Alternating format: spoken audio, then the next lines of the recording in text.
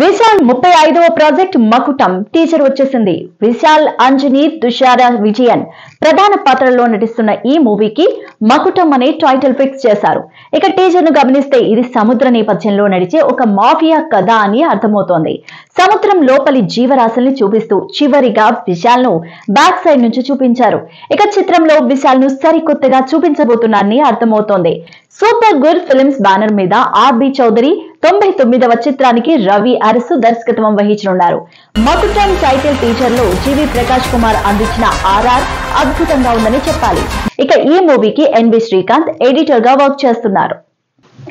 నువ్విలా, జీనియస్, రామ్ లీలా 7 వంటి చిత్రాలతో ప్రేక్షకుల్లో మంచి గుర్తింపు తెచ్చుకున్న young talented hero Havish cinema చూపిస్తామా, నేను లోకల్, ధమాకా, మజాకా వంటి సూపర్ హిట్ చిత్రాల దర్శకుడు నటిన త్రినాథరావు కాంబోలో రూపొందుతున్న క్రేజీ మూవీ నేను రెడీ.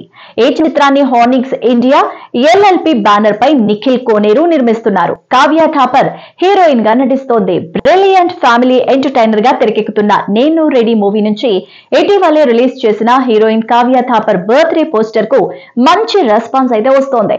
ఇక ఈ చిత్రంలో ఆమె క్యారెక్టర్ ప్రేక్షకుల్ని ఆకట్టుకోబోతోంది. ఆంధ్రప్రదేశ్ రాజకీయ వాతావరణం మరోసారి వేడెక్కింది. ఇటీవల జరిగిన ఉపరాష్ట్రపతి ఎన్నిక సందర్భంలో వైఎస్ఆర్సీపీ తీసుకున్న తాజా నిర్ణయం రాజకీయ చర్చలకు దారితీస్తోంది.